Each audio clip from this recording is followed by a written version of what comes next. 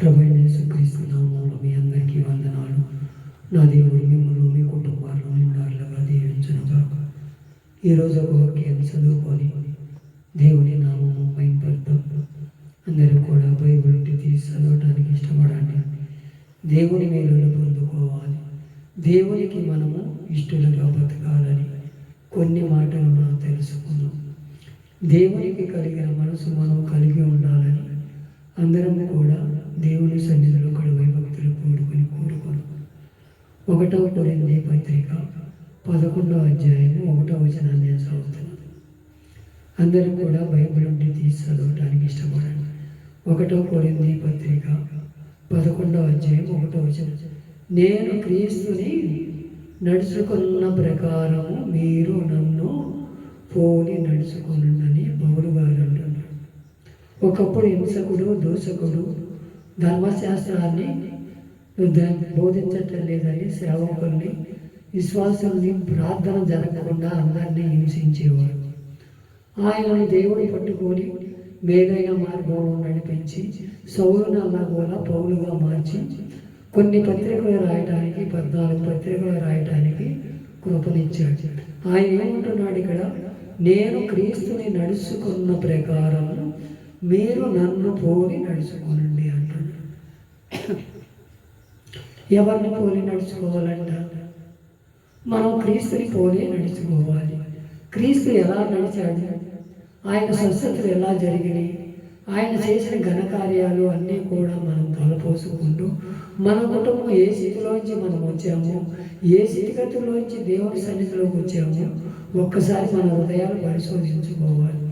జరిగిపోయినది కాక ముందర మనం ఎలా వచ్చాము, మనం ఏ బాధతో వచ్చామో, ఇరుకుల్లో వచ్చామా, ఇబ్బందులు వచ్చామా, కలిగి వచ్చామా, నీతిమంతులు వచ్చామా, అవినీతిమంతులు వచ్చామా, ఒక్కసారి మన హృదయాలు పరిశోధించుకోవాలి. ఆయన ఏమంటున్నాడు? నేను నీతిమంతులను ప్రేమించటానికి రాలేదు, అందరినీ కూడా పాపం చేసి దేవుడు పొందబోయే అనుమతి పొందకుండా ఉన్న వారి కోసం నేను వచ్చాడు అంటున్నాడు. నేను పాపాన్ని జయించే వారిని, పాపంలో ఊపిలో ఉన్నవారిని బయటకు లాగటానికి, నశించిపోయిన దాన్ని ఎతికి రక్షించడానికి ఈ లోకానికి వచ్చానంటున్నాడు. మనం కూడా అలాగే స్థితిలోనే ఉంటున్నామా? మనం ఒకప్పుడు పాపం చేసిన వారమే, మనం ఒకప్పుడు అన్నీ చేసిన వారమే.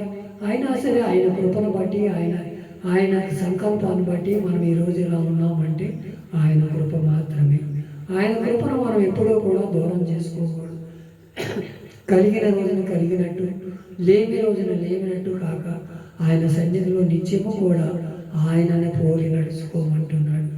మనం కూడా అలా ఉండాలని దేవుడి పేరిట మనం అందరము కూడా క్రీస్తుని పోలి నడుచుకోవాలి. క్రీస్తు ఎలా ఎన్ని కార్యాలు చేశాడు, నీ పట్ల నా పట్ల ఎన్ని మంచి కార్యాలు చేశాడో మనం తలపోసుకోవాలి. నువ్వు నేను కూడా సజీవులు ఉన్నావంటే అది ఆయన కృప. నీవు అందగాడు అనో కాదు, ఐశ్వర్యవంతుడు కాదు, బలవంతుడు అనో కాదు, జ్ఞానవంతుడు కాదు. ఆయన ఉచితమైన కృపను బట్టి ఈరోజు మనము ఆయన సన్నిధిలో నిలబడ్డాం. ఆయనే లేకపోతే మనము లేవని తెలుసుకొని ఆయన కృపలో వర్ధిల్లాలి. మీరు నన్ను పోలి నడుచుకోండి అంటే మనం అలాంటి స్థితిలో నడుస్తున్నామో లేదో ఒకసారి మన హృదయాలు పరిశోధించుకుందాం. ఫిలిప్పీయుల పత్రిక 2వ అధ్యాయము 5వ వచనాన్ని నేను చదువుతాను. క్రీస్తు యేసుకు కలిగిన ఏ మనసు మీరు కలిగి ఉండు అంటున్నాడు. ఏ మనసు ఉంది ఆయన దగ్గర? జాలి పడే గుణం ఉంది, స్వస్థపరిచే గుణం ఉంది, మనల్ని బాగు చేసే గుణం ఉంది, మన జీవితాలు కట్టే గుణం ఉంది. మనం ఎవరి జీవితాలన్నా కట్టగలిగామా? ఎవరి మీదన్నా ప్రేమ చూపించామా? అన్నదమ్ముల మీద కానీ, అక్క చెల్లెల మీద కానీ, ఇరుకు పొరుగు వారి మీద కానీ ఎవరి మీదన్నా ప్రేమ చూపించామా? అది మనం తెలుసుకోవాలి. నేను నీతిమంతుడిని, ఇలా తెల్ల బట్టలు వేసుకొని మీ ఎదుట నిలబడ్డానని అనుకొని నేను గొప్పలు చెప్పుకుంటున్నాను. నాలో ఏ పాపం ఉన్నదో అన్ని సమస్తము ఆయన చూసుకున్న దేవుడు. నేను నీతిమంతుడిని, నేను అందరినీ ప్రేమిస్తున్నాను, అందరి మీద జాలి పడుతున్నానని నేనుగా చెప్పుకోవడానికి వేరు లేదు. అది మన అంతరాత్మను అడగాలి. మన అంతరాత్మలో మనం దేవుడికి ఎక్కడ చోటిచ్చాం? మనం దేవునికి ఎక్కడ నడిచాం, దేవుని మాటలో మనం నడుస్తున్నాము. ఈ మనసు కలిగి ఉండండి అంటున్నాడు. ఏ మనసు? శాంతగుణం, ప్రేమ గాలి ఉండటం. మనమందరము కూడా ఆయన సన్నిధిలో అందరము కూడా ఒకరికొకరు ప్రేమ కలిగి ఉండాలి, ఒకరికొకరు క్షమాపణ కలిగి ఉండాలి, ఒకరికొకరు ఏదన్నా తప్పు చేసినా ఒక సరిదిద్దుకునే గుణం ఉండాలి. మనకు అవి ఉండాల. ఏదైనా ఒకరు మాట అంటే 10 మాటలు అంటారు. ఎవరైనా తప్పు చేస్తే నేను చేస్తే వాళ్ళు చేస్తే లేదా నేను చేస్తే వచ్చిందా అనే ఆలోచనలో ఉంటాం. అవన్నీ మనం ఉందంటున్నాడు దేవుడు. క్రీస్తుకు కలిగిన మనసు మీరు కలిగి ఉండండి.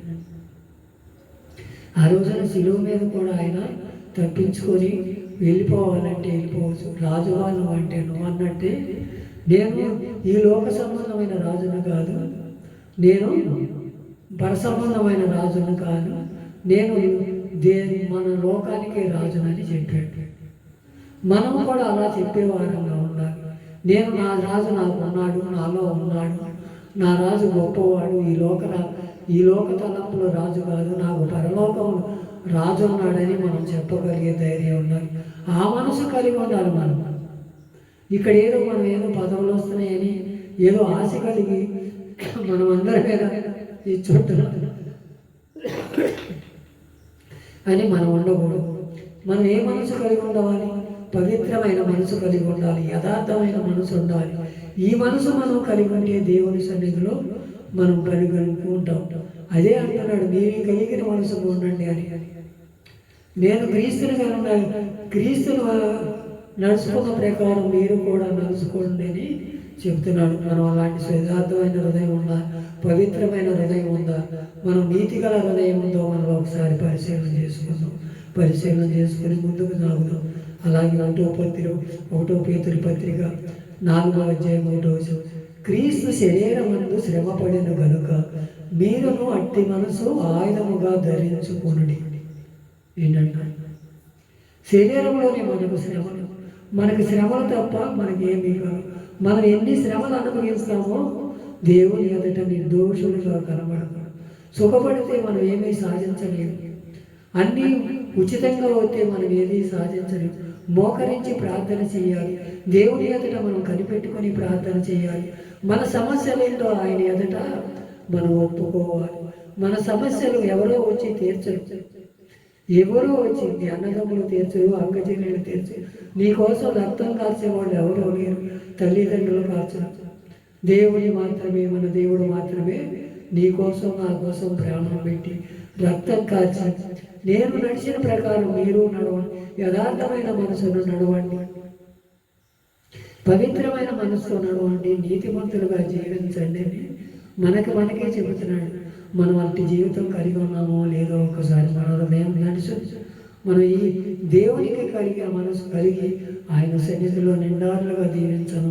మన కుటుంబాలు దీవించబడితే మన రక్త సంబంధులు కూడా మనతో ఉంటారు. మన జీవితాలు కాపాడుకుందాం. ఇట్టి మనసు మనందరికీ దయచేయాలని దేవుని ఎదుట మనం ఒప్పుకుందాం. మన జీవితాలు మార్చుకొని మనం నీతిమంతులుగా తీర్చబడదాం. ఈ మాటను దేవుడి వెనుకడిలో దీవించి ఆశీర్వదించును గాక. ఆమేన్.